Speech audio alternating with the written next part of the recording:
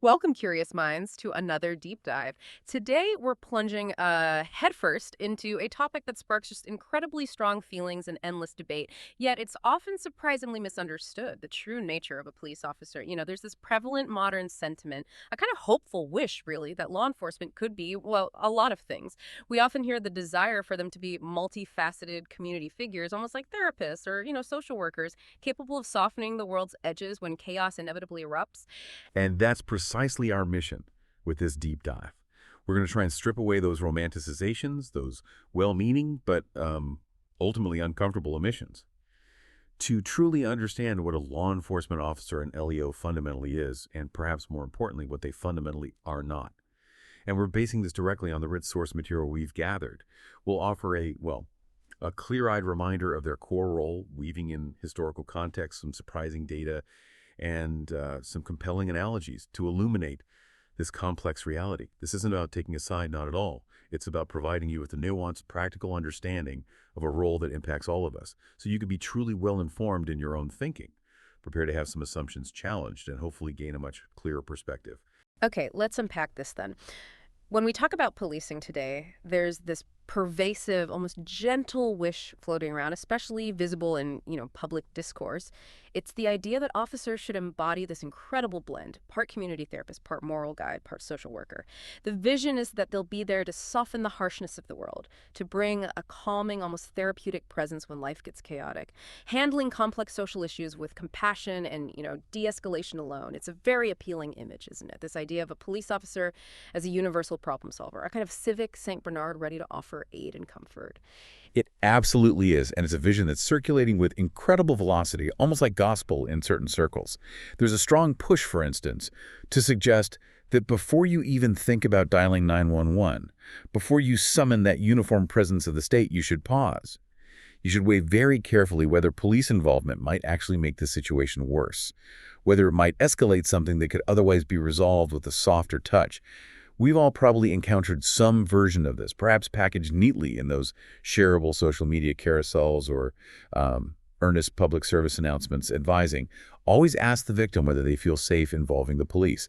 Remember, to some, 911 might be violence. Wow, that's a powerful statement. 911 might be violence. It's really designed to make you stop and think, truly consider the potential ramifications of a call for help, isn't it? It truly is. And look, to be fair, there's an undeniable kernel of wisdom in that caution, a vital historical truth embedded within it. If we look at the historical record, it is undeniably crowded with moments where the badge, despite its stated purpose of protecting and serving, did far more harm than good. Think of the era of Jim Crow policing, the enforcement of discriminatory laws, or even more recently documented instances of excessive force and racial profiling. There are countless historical instances where figures sworn to protect ended up failing spectacularly, even becoming agents of harm themselves. Acknowledging that uncomfortable historical reality is crucial for any honest discussion about law enforcement. But what often gets lost in these well-meaning refrains, what is almost always omitted, is a clear, unvarnished understanding of what a police officer actually is, and crucially, what they are not. That's the critical omission that leads to so much confusion and, frankly, public disappointment. Exactly. And speaking of romanticized images, let's talk about the old beat cop. Mm. That classic, almost nostalgic image of the local Bobby, the friendly officer walking a specific patrol area, often stereotyped as Irish in old movies, perhaps tipping his hat, breaking up a minor scuffle between kids with a fatherly word, watching over his specific patch like some kind of kind uncle, an omnipresent, benevolent guardian. It's a comforting picture, isn't it? A figure of approachable, fatherly authority who knows everyone's name and all the neighborhood secrets. It's a comforting picture, yes, and very, very romanticized. But it's absolutely essential to debunk that myth for clarity.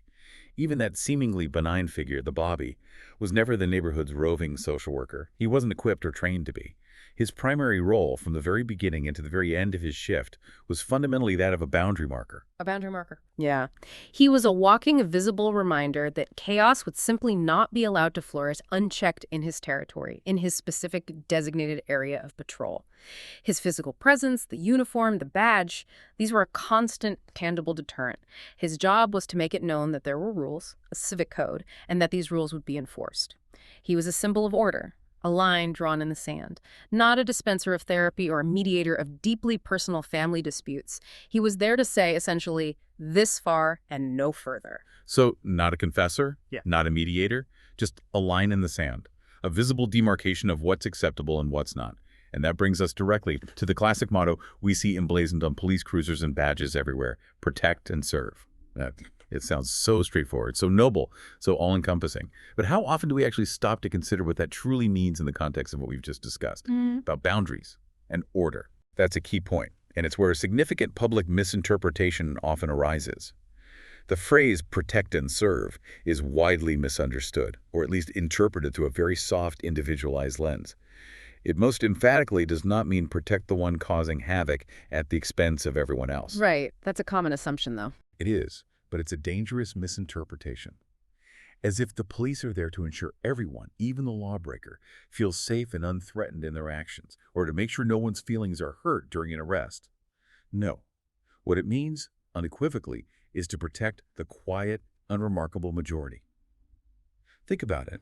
When a neighborhood is plagued by repeat car break-ins, or a corner shop owner is repeatedly targeted by shoplifters, or a family is subjected to a continuous noise nuisance from a defiant neighbor, the police aren't there to mediate the needs or expressions of the person breaking the law. They're there to enforce the boundary for the people who just want to live their lives without fear, without their property being violated, without their peace being constantly disrupted. It's about enabling a stable, peaceful environment for the many, even if that means confronting the disruptive, often forceful actions of the few.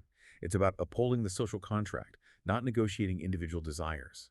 That certainly shifts the perspective, Yeah. moving away from individual comfort to societal stability as the primary goal. And that takes us directly into the fundamental identity of these officers. Every working police officer you encounter, they use a specific shorthand to describe themselves.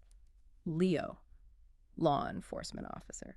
It's concise and it's very telling, isn't it? It is indeed telling, the Leo. Huh. It encapsulates the very essence of their role. And what's crucial here is what that shorthand isn't. It isn't law negotiation officer. It's not neighborhood mediation officer. And it is absolutely unequivocally not community therapist. The profession itself, through this very designation, clarifies its reality. LEs are trained, at their core, to enforce the code that the broader society has written. Now that code, the law, is undeniably imperfect. It's always evolving. And sometimes, yes, it can be clumsy or blunt in its application. But it is a code nonetheless. A fundamental framework for how we are meant to coexist within a civil society. They're not there to customize that law for every household's private folklore or every street's informal treaty about how things should be. They are certainly not sent to arbitrate competing folkways or personal grievances when those clash violently and threaten public order. Their core function, when all else fails, when dialogue breaks down, when compliance is refused, is clear. They are there to draw a line, and they are there to hold it. That's what law enforcement truly means. It's about ensuring that the agreed-upon rules of society are not simply suggestions, but enforceable boundaries. To draw a line and hold it, that's a powerful image. And a stark contrast to some of the softer, more empathetic roles we sometimes wish they embodied. So if we're trying to truly understand their role, this fundamental function of deterrence and maintaining boundaries, what's a good metaphor for this line drawing and holding function, this fundamental, often latent force. The source material offers a pretty vivid one, the guard dog metaphor. It's perhaps the most insightful metaphor for truly grasping the police role, because it captures the essence of deterrence without constant action. And to illustrate it, the source uses what it calls the parable of the trade-in Glock. Imagine, for a moment, handling a police trade-in pistol, say a Glock 17 or 19. When you inspect it, you immediately notice this striking physical paradox. The external parts, the slide, the frame, the grip, are often heavily chewed up. You see clear marks from years of holster wear, the constant friction of being drawn, reholstered, carried every single day. It's a visible testament to constant readiness, a weapon always on the hip, always ready for immediate deployment. But then you disassemble it and you look inside. The internal mechanism. It's often near pristine. It's fired fewer rounds, sometimes significantly fewer, than a civilian might put through a similar gun in a single year at a shooting range. That's fascinating. So the outside tells a story of constant, relentless readiness, a tool always present, always on standby, while the inside suggests the weapon itself is rarely actually used in its ultimate capacity. What does that paradox reveal about the officer's daily reality? Precisely. This physical paradox, this stark contrast between external wear and internal pristine condition, is the daily posture of the guard dog. The teeth, metaphorically speaking, remain sheathed. They aren't constantly biting or attacking. They are not deployed in every interaction. But the very existence of those teeth, the knowledge that they are there and can be deployed if necessary, that deters far more chaos and violence than they ever actually need to inflict. It's a latent possibility of force that maintains order, not its constant application. It's the silent threat that keeps the peace. Now here's where the irony, and indeed the tragedy, comes in. The same tool that Glock in underfunded departments with insufficient training budgets and often underrested officers often turns on its own handler. We're talking about accidental self-inflicted gunshot wounds not from a shootout, but from mishandling, from insufficient practice, from fatigue. These, surprisingly, happen frequently enough in big cities like D.C. that they've earned a grim nickname, getting bit. It's gallows humor among cocks, a dark joke shared in the locker room to cope with the reality of an avoidable, often embarrassing injury. Yeah. Getting bit. Wow, that's quite a vivid and uncomfortable phrase. What does that tell us about the broader reality of policing beyond just a specific incident? How does a specific tragic accidental discharge point to a systemic issue of inadequate preparation versus just an individual flaw? It speaks to a significant gap, a chasm really, between the myth of elite precision, the popular, often unrealistic idea that officers are always perfectly trained, perfectly controlled, almost superhuman in their mastery of their tools, and the stark truth of an ordinary civil servant. These are real people doing an extraordinarily demanding job under immense pressure, but often with all too ordinary and sometimes inadequate preparation and resources. The getting bit phenomena highlights that the tools of deterrence require constant, rigorous, and expensive training. Without that consistent investment, without the hours on the range, the repetition, the scenario-based drills that build muscle memory under stress, even the tools meant to protect can become a liability. The guard dog needs to be not just present, but incredibly well trained to ensure it only barks and bites when absolutely necessary and never turns on its own handler through negligence or poor preparation. It exposes the difficult truth that an officer is a human being with human limitations, working within a system that may not always fully equip them for the extraordinary demands placed upon them. That puts a very human face on the tools of enforcement and on the role itself. And it ties into another point we often discuss, the desire for police to be something more, something idealized. People project these incredible, almost mythical roles onto them. But an officer is not a paladin, nor are they a priest. That's the source of so much public confusion and subsequent disappointment. People want the police to be something they've never been and, frankly, were never designed or trained to be. They want a paladin, that incorruptible stainless knight, always on call, always morally pure, dispensing mercy, grace, and rough wisdom all at once. They want a figure who can understand every nuance of a situation, make a morally perfect judgment, and resolve conflict with a word. But a police officer is not your moral champion, nor are they a figure of spiritual guidance. They're not your pastor. They're to offer spiritual guidance or absolve sins, or to provide deep counseling on personal struggles. They're certainly not your local mediator whose job is to bend the law to accommodate each household's unique, tragic backstory or individual circumstances, saying, "Oh, I understand why you broke the law. You had a rough childhood." That simply isn't their function. So they aren't there to contextualize the law based on individual circumstances or personal tragedies. Their primary role isn't about discerning the deep why of someone's actions in the moment of enforcement. Not in that sense, no. They are, at their core, an arm of the state. And as an arm of the state, they are fallible, they're human, and the tools they wield can be blunt. They are trained to weigh risk quickly and to do what the law demands when negotiation fails, when voluntary compliance isn't achieved, or when an immediate threat requires intervention. Their purpose is enforcement, not empathetic arbitration of personal woes. That's a crucial distinction. Furthermore, for many officers, this isn't a sacred calling, not in the same way a soldier might feel bound by an almost transcendent oath. For a significant number, this is a pension government job. They work for 20 years if they're lucky, sometimes more, and then they retire. It's not a holy calling, nor is it patriotic in the transcendent spiritual sense some might imagine when they think of uniformed service. It is work, often performed under immense pressure, with the ever-present latent possibility that any mundane encounter, a routine traffic stop, a noise complaint, might instantly erupt into a moment that will define, if not tragically end, a life. It's a job with unique and profound pressures, but it is, at its heart, still a job. With benefits, a paycheck, and a career path. That puts a very practical spin on it, moving away from any sort of spiritual or heroic idealization. It grounds the discussion in a very tangible reality. And interestingly, the source material suggests even popular culture, something as ubiquitous as Spider-Man, understands this simpler, more brutal honesty about immediate intervention. An honesty that our polite discourse often conveniently forgets or actively tries to suppress. It's absolutely true, and it's a telling cultural touchstone. Think about it. When Spider-Man swings across the street and webs up a mugger who's threatening someone with a knife, what does he do? He certainly doesn't pause to ask whether the young man brandishing the weapon had a challenging upbringing or if his father was absent, or if he's suffering from systemic inequities that led him to that desperate act.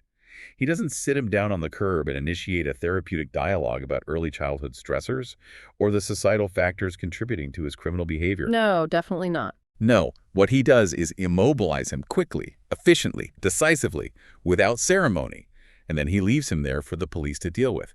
There's no public outcry from the audience, no calls for community accountability circles or restorative justice interventions for the person who just tried to rob someone. So the fictional hero doesn't engage in social work or therapy or deep analysis of root causes.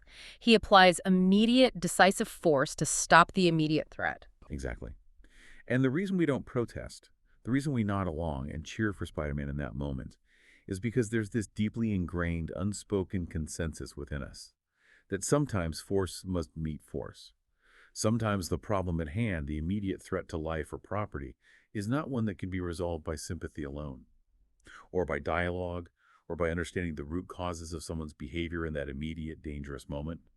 In those instances where an immediate, tangible threat exists, the primary objective, the most urgent need, is to stop the harmful action, protect the innocent, and maintain the line of basic public order. Spider-Man, as a cultural touchstone, reflects a very primal understanding that for certain acts of violence or aggression, immediate, decisive intervention, even forceful intervention, is required.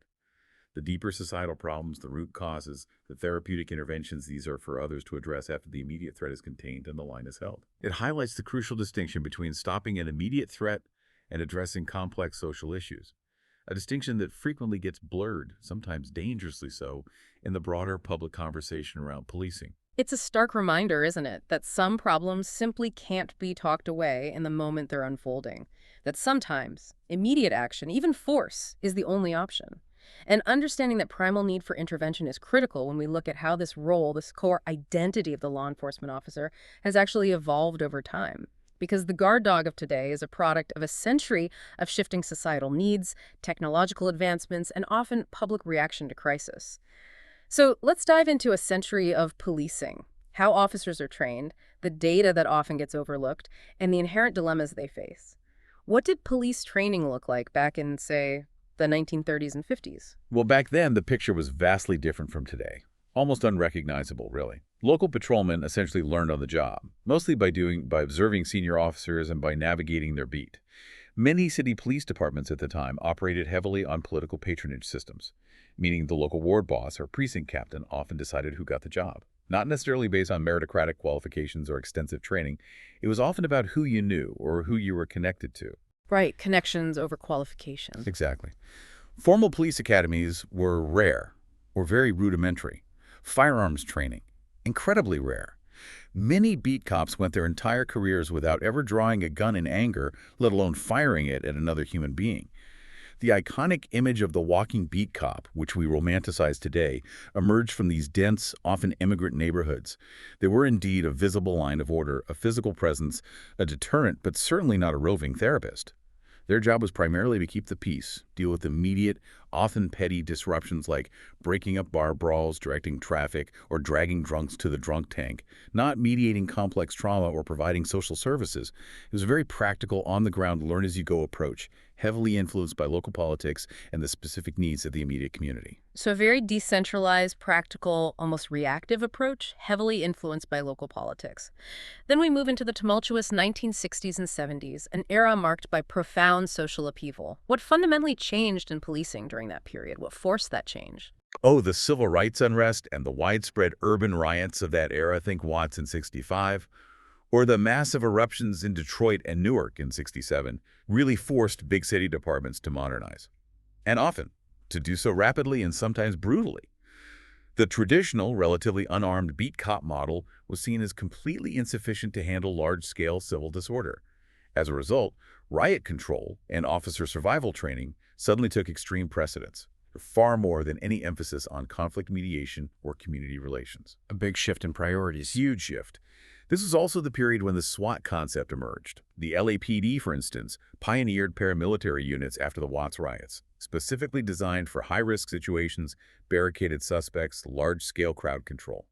Police academies became more formalized during this period, but their approaches still varied wildly. Some focused on public relations and community outreach, others almost purely on the application of force and tactical maneuvers. It was a reactive modernization, driven by a perceived need for a more militarized response to widespread social upheaval and rising crime rates. And that paramilitary approach seems to have truly taken hold and expanded significantly in the 1980s and 90s, especially with the nationwide war on drugs effort. How did that specifically shape police tactics and training? Absolutely. The war on drugs, a massive federal initiative, fundamentally brought policing into a full paramilitary style, pushing it far beyond just specialized SWAT teams. Departments across the country acquired surplus military equipment. They adopted aggressive tactics like battering rams for forced entry, flashbang grenades for disorientation, and widespread no-knock warrants, which allowed officers to enter homes without warning, often based just on suspected drug activity. Which sounds inherently risky. Extremely risky. And while firearms training did improve for specialized tactical teams becoming more rigorous and frequent, many patrol officers still only fire their weapons maybe once or twice a year, just enough to meet minimum qualification standards. This era also saw the widespread adoption of the broken windows theory proposed by criminologists James Q. Wilson and George L. Kelling. The core idea was that visible signs of crime-broken windows, graffiti, public drinking create an environment that encourages more serious crime. So police were told to aggressively chase every petty infraction. Public drinking, turnstile jumping, panhandling, loitering. The idea was stopping these small things would prevent bigger ones. To restore order by cracking down on minor stuff. That was the theory, to restore order. But in practice, especially when applied broadly and without nuance, this approach often shattered community trust, particularly in marginalized communities. It led to more arrests for minor offenses and a widespread feeling of over-policing, rather than genuine community safety or partnership. It fundamentally shifted the focus from broad peacekeeping to aggressive enforcement of minor infractions. Then 9/11 hit in 2001. That must have fundamentally shifted things again in the 2000s and 2010s, introducing a completely new paradigm for domestic policing. It did, fundamentally redefining everything from a federal perspective. The immediate aftermath of 9/11 saw the channeling of massive federal grants through programs like the Department of Homeland Security. These became available to local police departments, leading to the acquisition of armored vehicles, advanced surveillance tech, detection dogs, bomb squads. Even small-town police forces got this kind of equipment. The focus shifted sharply to counterterrorism and preparedness for large-scale coordinated attacks. And active shooter training. Right. Active shooter response training ramped up dramatically. It was completely revolutionized after horrific events like Columbine in '99 and Virginia Tech in 2007. Officers were now taught to immediately engage a shooter, rather than waiting for SWAT. That fundamentally changed how patrol officers were taught to respond to mass casualty events. But simultaneously, during this same period, a series of high-profile civilian shootings by police incidents like Ferguson, the death of Tamir Rice, Philando Castile ignited widespread public outrage and sparked demands for greater transparency, leading to the rapid adoption of body cameras, a push for de-escalation training, and increased accountability for police actions. So the era became characterized by this fascinating, often contradictory push and pull, increased militarization on one hand, and calls for significant reform on the other. And that tension seems to have continued, maybe even intensified into the 2020s and beyond, with concepts like defund the police gaining real prominence. What's the current state of police training and the overall public conversation around it?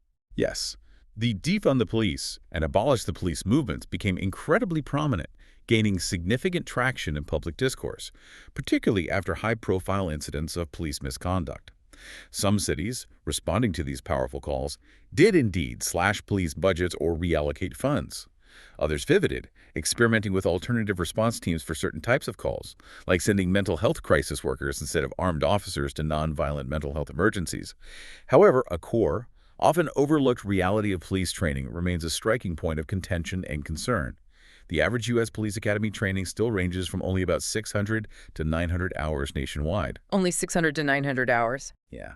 That's often significantly less than the hours required for a licensed barber or a cosmetologist, or even an electrician in many states, which is quite surprising, even shocking, when you consider the life and death stakes of the job. The balance within that training also remains remarkably consistent. It's still very heavy on firearms proficiency, tactical maneuvers, defensive tactics, and legal code. While de-escalation techniques, crisis intervention, and mental health modules, though they exist and are growing, still constitute a relatively small slice of the overall training time. It's a continuous, often conflicting evolution, driven by reactive policy shifts and public demand rather than a cohesive, long-term vision. That training hour comparison is quite jarring. It really highlights a significant gap between public expectation of a highly skilled, multifaceted officer and the practical preparation they often receive. Now let's get into some crucial data points, the kind of BS check that's often overlooked or distorted in public discourse. What objective numbers should we really know about policing to cut through the noise? The data, when presented clearly, provides some absolutely essential context that often gets lost in emotional debates. First, regarding use of force. It's a statistic that often surprises people and directly challenges common perceptions. Only about 1% to 2%, just 1 to 2%, of all police-public encounters involve any physical force at all. 1 to 2%. That seems incredibly low compared to the narrative. It is. Think about the millions of interactions happening annually across the country. Traffic stops, domestic calls, noise complaints, public assistance requests. A vanishingly tiny fraction of these escalate to any physical force whatsoever. Yet these incredibly rare moments, almost always the most dramatic and often captured on video, are the ones that overwhelmingly shape the entire public narrative and perception of policing. It creates a skewed view of daily reality. That's a huge disparity between the statistical reality and public perception, almost a statistical illusion created by media focus. What about police shootings? Those are so often at the very center of this conversation and calls for reform. Right. Police shootings, specifically civilians killed by police in the U.S. annually, consistently hover around 1,000 to 1,100 individuals each year. This number is tragically consistent, year after year. What's particularly notable and often surprising about this figure is that it has barely budged in decades. Despite all the public outcry, the waves of reforms, the protests, technological advancements like body cameras and less lethal options, it remains a persistent, tragic statistic, indicating that this particular problem is deeply entrenched and resistant to current solutions. Then there are accidental discharges, which are still significantly underreported across departments. We touched on it getting a bit earlier, that grim slang for accidental self-inflicted gunshot wounds or even unintended discharges that don't cause injury but show a lapse in control. In large urban areas like D.C., where high-stress situations are common, it's common enough to be a source of gallows humor among officers.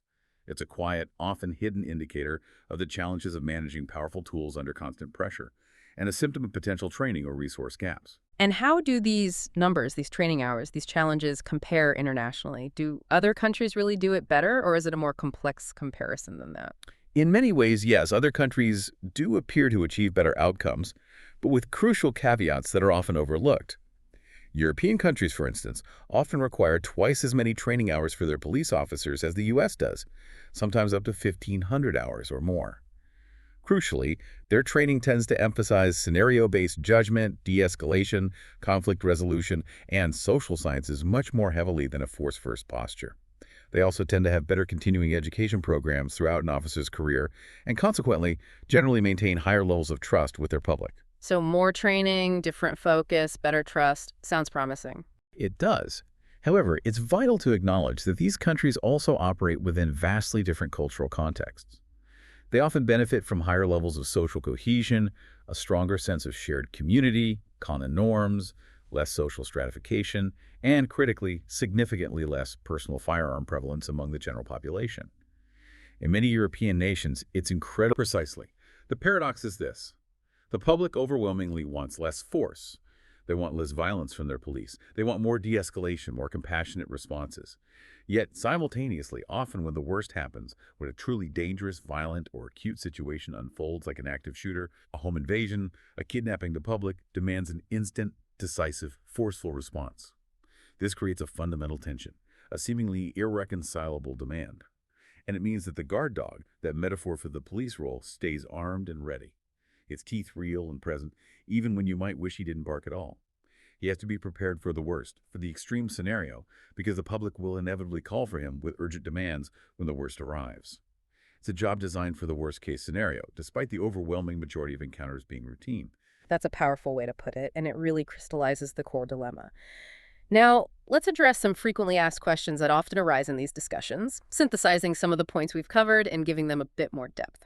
First up, so if they're not social workers, should cops just be social workers? Or should we replace them entirely with social workers? The answer is nuanced, but clear, and it requires understanding distinct roles. Some crises absolutely do need social workers, and there's a growing and, I think, welcome movement to send mental health professionals or crisis intervention teams to certain calls that are clearly nonviolent mental health emergencies or low-level disputes. That's a valid and necessary development in public safety. However, a law enforcement officer is not and cannot fundamentally be a social worker. Their authority flows from the state's monopoly on force. It's the credible threat that someone will, if you push far enough, if you resist lawful orders, be forcibly stopped, restrained, or apprehended, leading to arrest. The authority is fundamentally different. Completely different. A social worker operates on consent, on building trust, on therapeutic engagement, on voluntary compliance. An LEO, ultimately, operates on the lawful ability to compel compliance, to intervene physically when necessary, and to use force up to and including lethal force when authorized and justified. They serve different, albeit sometimes overlapping functions. When someone is experiencing a mental health crisis but is not an immediate threat, a social worker is ideal. When someone is actively breaking into a home or assaulting another person or threatening public safety with a weapon, that's when the LEO's distinct authority and training become necessary. Okay. What about the defund the police movement? We heard about it trending, some cities trying partial versions. What were the tangible outcomes, the lessons learned from those attempts? Well, the U.S. did indeed try partial versions of defunding in some cities, reallocating portions of police budgets to other social services or alternative response models. And in many instances, it showed that certain types of calls, particularly those involving mental health crises, homelessness, or nonviolent neighbor disputes, were indeed better handled, and with better outcomes, by mental health crisis teams or non-police responders. These specialized teams could provide more appropriate resources and de-escalation techniques than an armed officer. So there was some success there. Yes, definite successes in diverting certain calls.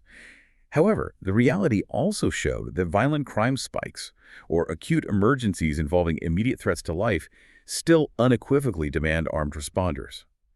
When carjacking surged in some cities, or when organized retail theft became rampant, or when someone called 911 because an intruder was in their home, the public's immediate demand was for a rapid, armed, decisive police response.